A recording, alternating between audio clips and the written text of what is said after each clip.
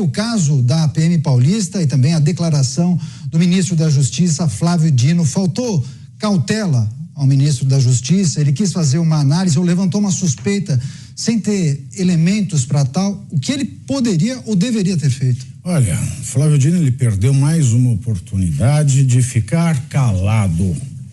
Enfim, ele, que não admite fake, ele que é o grande cruzado desse governo contra a desinformação, contra a fake news, contra o ódio, ele só pratica o estímulo a essa divisão da sociedade. E esse estímulo é indevido porque, além de ser ministro da Justiça, e se requer da Justiça uma situação, ao menos uma aparência de equilíbrio, ao menos uma aparência de imparcialidade. Nós sabemos que ninguém é imparcial, mas como ministro da Justiça, ele, mesmo que não seja imparcial, tem que parecer imparcial. Ele também é responsável pela segurança pública. E como responsável pela segurança pública da União, ele deve se ater às competências constitucionais do uso da força que é monopólio do Estado brasileiro.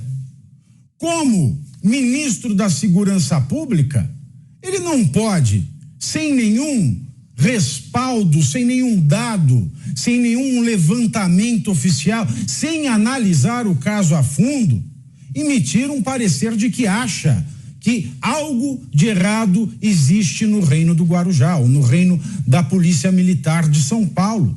Mesmo até com dados, mesmo até com uma análise aprofundada, não é da competência do ministro da Justiça e Segurança Pública fazê-lo.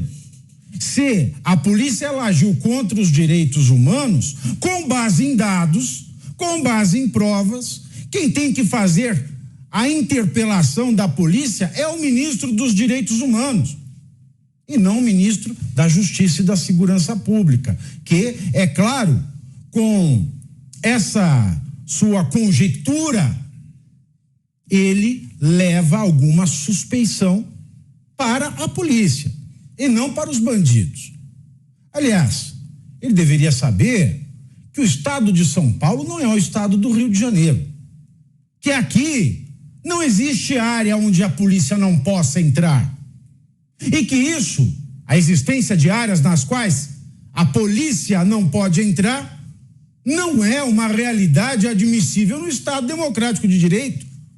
Ora, se o Estado ele tem o monopólio da força em todo o território nacional, não há lugar em que a polícia não possa entrar. Então, ele deve ter estranhado porque em São Paulo isso não acontece.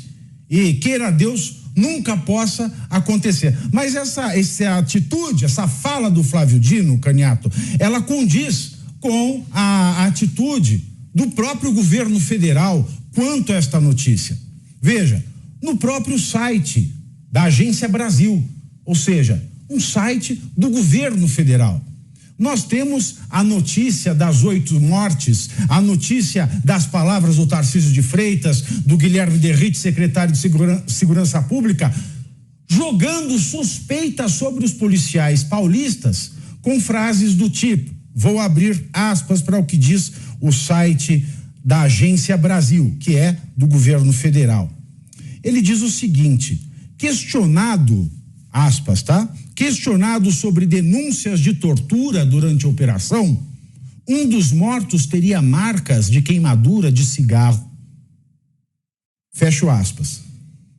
Ele diz aqui que na conferência o Derrite foi questionado sobre denúncias de tortura, porque um dos mortos tinha marcas de queimadura de cigarro no corpo. Primeiro, se é um dos mortos e já foi feito o exame necroscópico, ele tem um laudo.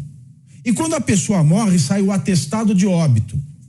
Quando o atestado ele sai, quer dizer que é público o fato de que determinada pessoa morreu.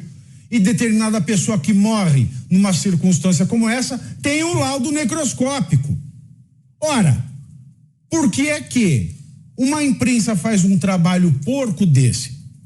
Se a cada morto deve corresponder um exame cadavérico, e no exame cadavérico vai se analisar a questão das marcas de queimadura de cigarro ou não.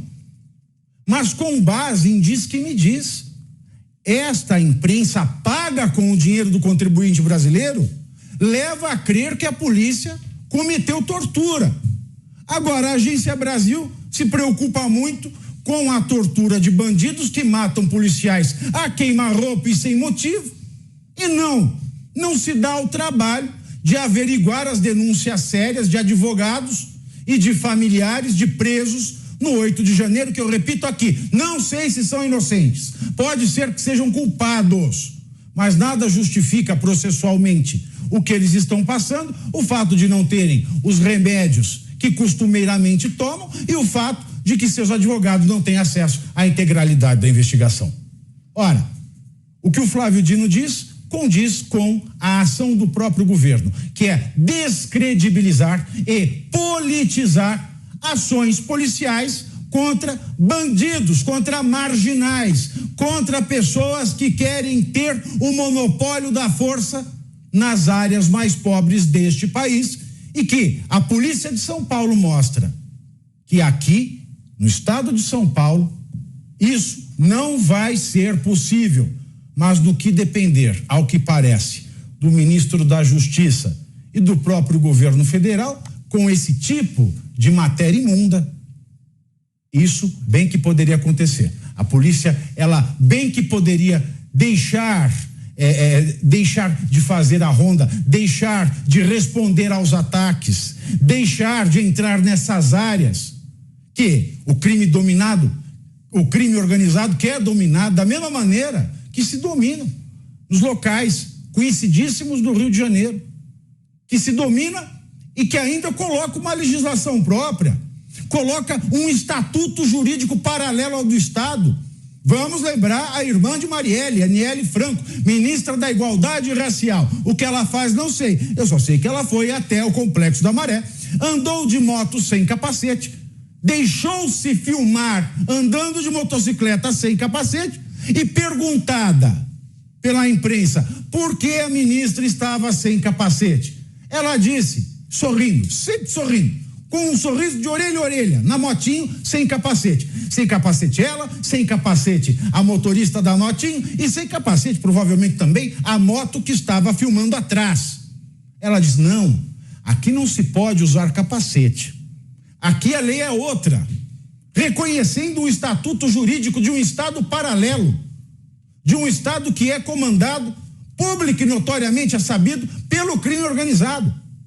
Ora, se a polícia de São Paulo não responde à altura, uma afronta à ordem constitucional, uma afronta à ordem democrática, porque a democracia, ela exige que só o Estado possa exercer a violência, e o Estado exerce a violência para acabar com a violência. Só o Estado pode, e nenhum outro agente, fazer uso da força, e faz uso da força através da força policial, que deve sim responder à altura quando casos como esse acontecem.